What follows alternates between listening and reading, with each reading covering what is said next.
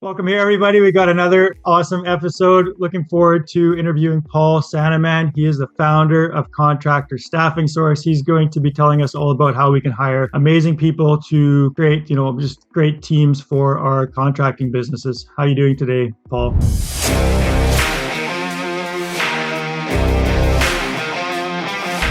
I'm doing good.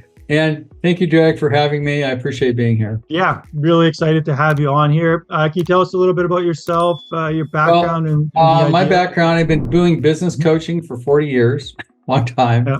And about 4 or 5 years ago, my biggest problem was I could grow businesses, but they couldn't find the people. And so having a successful business needs a team as well as the clients, right? So I literally started with a guy in my garage. And now 3 or 4 years later, we have 30 people on the team.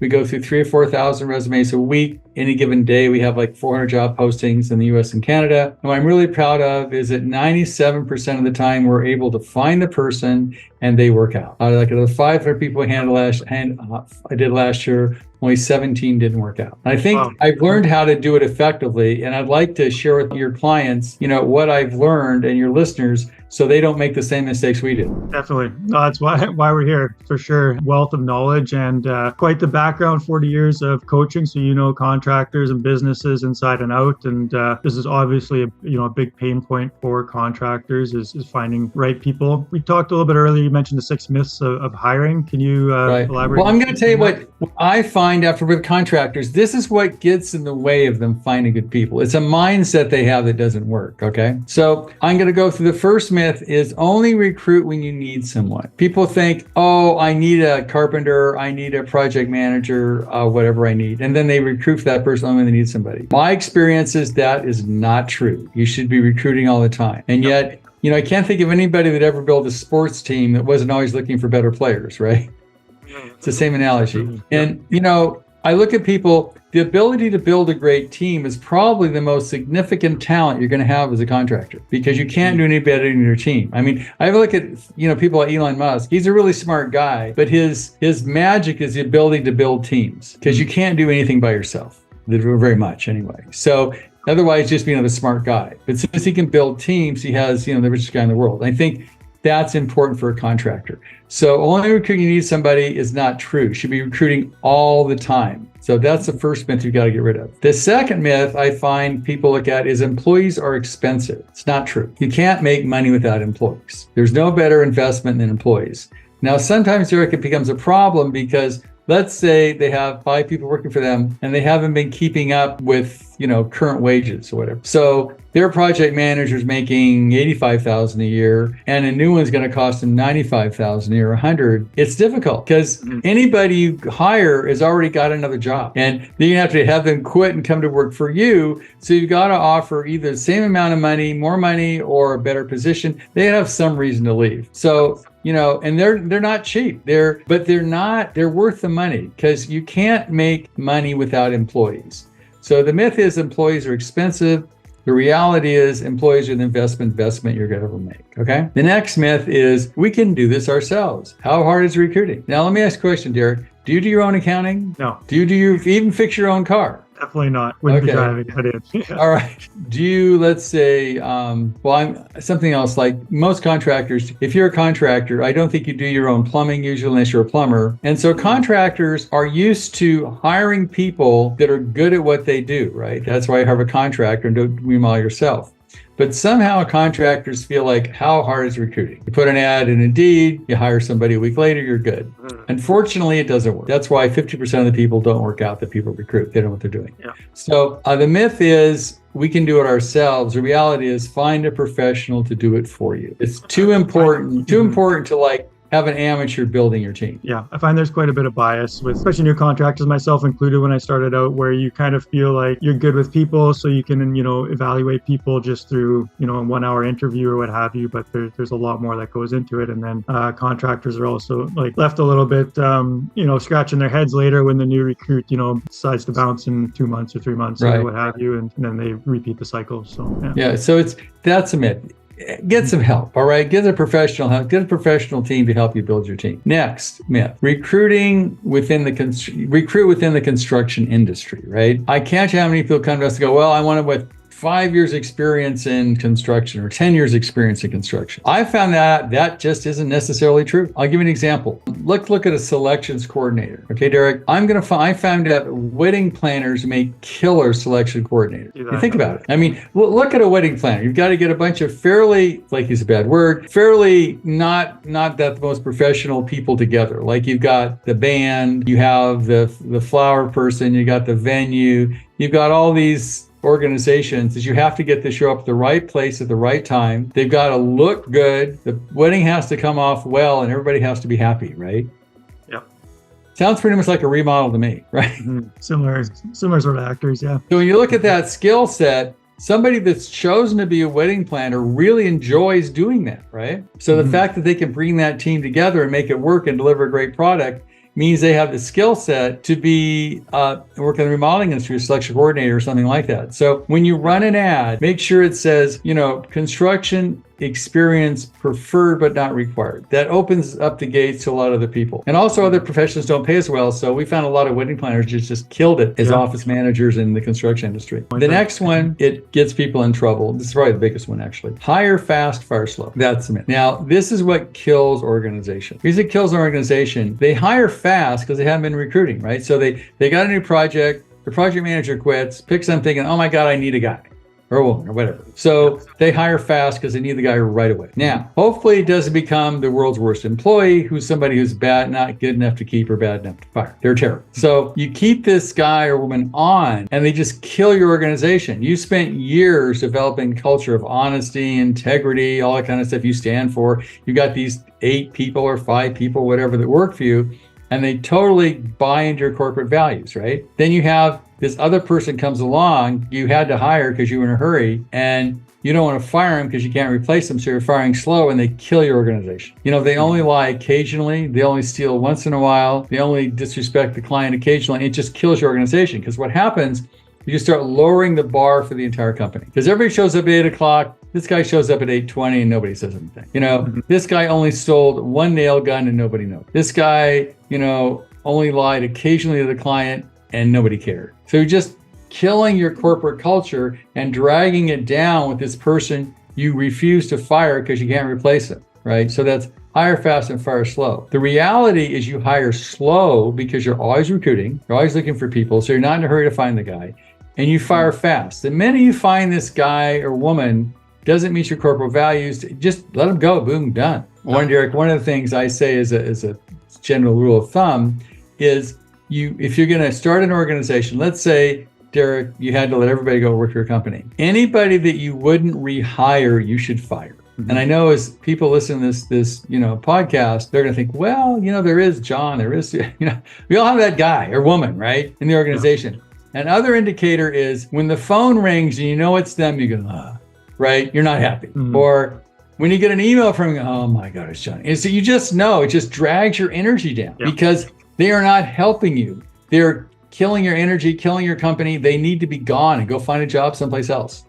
Yeah, you're not, and it ripple effects to everyone else in the company as well. And not right. Just and you're not being a nice guy. You're being codependent, right? You're actually helping this person pursue a behavior that's not good for anybody. And so they can go find a job somewhere else where they're more in sync with the company, but they don't work for your company. So again, anybody you wouldn't rehire, you should fire. And anybody that you get that feeling when they get on the phone or when they email you, you should probably let them go. Okay? Yeah. And so the truth is you should hire slow and fire fast. That's the reality. The other one is recruiting is a project that ends. Most contractors, since they're contractors, they have the whole world looks like a project, right? It has a beginning, a middle, and an end. All projects do. I'm going to get the plans, I'm going to build a house, and I'm going to be done, right? So their brain thinks in terms of projects. Unfortunately, that they take that same mental framework and apply it to hiring. I need a project manager. I'll find one. I got one. I'm done. Not true. You're never done recruiting. You're never done marketing. It's not a project. It is a process. So you have to put it on like accounting, working out, eating right. I mean, those things, they don't end. They're always working on. They're a process. They're not a project. So you have to take your process brain, not your project brain, and apply that to recruiting. Okay? So those are the myths. So I go over really quickly. Only recruit you need someone is not true. You recruit all the time. Second one, employees are expensive. They're not the best you're going to make. Next one, you can do it yourself. Not true. Hire some help. Third one, recruit within the construction industry. Not true. Find out who they are, not what they know. Next one, hire fast, fire slow. It's hire slow, fire fast. And the last one is don't look at it like a project. It's a process. Okay. That makes a lot of sense, and a lot of good myths to debunk there for sure. I can fully agree with, you're not going to market, once a year, twice a year, or just when you need clients because it's too late already. Marketing should be for both clients and employees, recruiting constantly. All the time. Creating, just as you have got a CRM, populated with clients, past clients, people you want to get in touch with. I feel the same should be for employees. You should have lists of potential employees and people that you can reach out to. Absolutely. Yeah. Now, Derek, if you got a couple of minutes, I'd like to go over what I found worked best recruiting practices. Is that okay with you? Yeah, definitely. I'm all about processes, systems. I know you got. This is what we found works. I mean, this is why the last 1,000 people we hired, 97% of them worked out. Unfortunately, I had to go through 280,000 resumes to find them, but that's just the way it is, right? So the first is the art of the job ad. Now, it's gotten easier because, ChatGPT, AI has made this a lot easier than it used to be. But remember, this is an ad. It is not a job description. You're getting somebody to quit their job where they are and come to work for you. So it can't be looking for a project manager, this address, they need to do this and do that. That's boring and they will not work. You need to say, you need to, when you prompt ChatGPT, make sure it's like, you prompt them saying you are an HR professional, you're a marketing professional, and you're also a brilliant copywriter. So tell it who it is first, right? Mm-hmm. And then say, I want an ad that's going to get a project manager to quit my competition and come to work for me. What does that look like? It can look like, are you not respected where you are? Do you feel like the team isn't the team you want to be with? Are you not happy to go to work? I mean, you got to hit to the emotional needs of the person looking. Again, it is an ad. The purpose in an ad is to get somebody to buy your stuff, right? So it is not a description. So make sure you write a great job ad. That's step one. And AI makes it a lot easier. Step two is, where do you post the ad? Everywhere. You just can't put an ad in Indeed and you're done. There's Indeed, there's ZipRecruiter, there's Monster, there's putting a poster up in your supplier. Everywhere you can possibly put this ad, giving a reward to your employees if they find you somebody, put it everywhere you possibly can. Okay, that's really important, not just one place. So that's the second thing.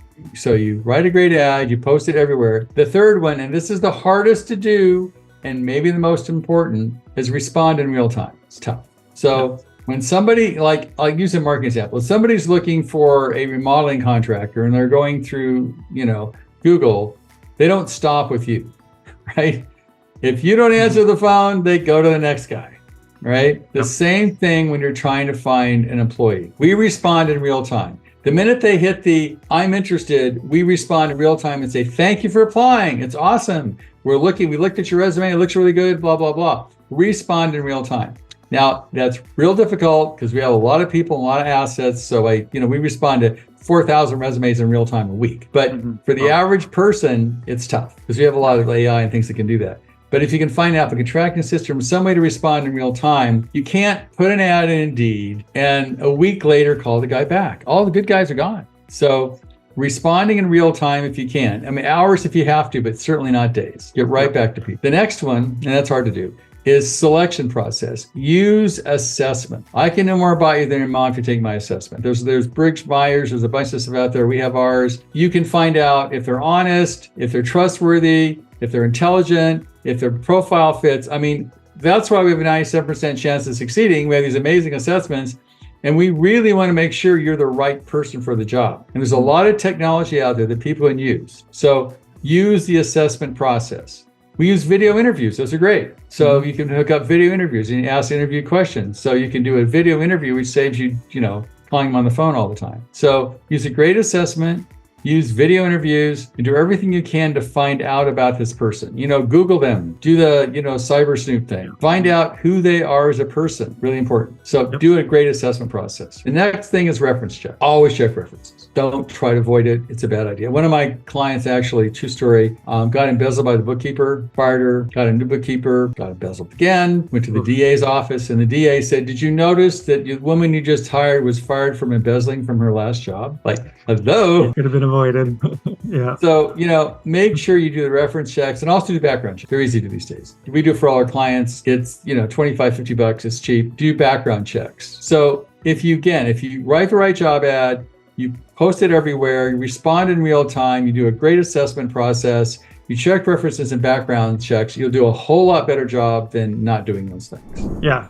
That's some great tips there. And view it as marketing. Like you said, you got to appeal to their emotions. And typically the good people out there that you probably want for your job are working inside another company. Right. They're not going to be in this market, anybody who isn't working, we wouldn't want to have work for you.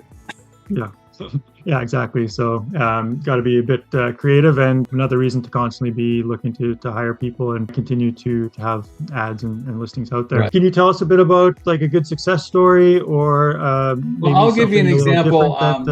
Cronkite Homes, the client we've worked for 3 years, we found him, I guess 15 people last year, maybe 18 people. They all worked out, 100% of them, which is not easy. As I said, 95% of them were right on. So we work, sometimes we work, I've had clients where we found them, a bookkeeper and a project manager, and we're done, or an estimator. So, we have give or take 300 clients. We do this all the time. If you don't have us do it, have somebody else do it, knows what they're doing, because it's just, best practices. We're probably a little different. We charge like $1,500 a month to do it, the 5 positions. A lot of people charge a percent of the salary. I think our model's better, but I'm prejudiced on the company. But in general, we have a lot of success stories, a lot of small guys that have 2 or 3 people, or 4 people, but I've convinced them to recruit all year, because sometimes, the project manager, I use this as an example. Let's say you don't really need a project manager, but you find out you have the ad out there, one of my clients did, and some guy applies, quitting the competition,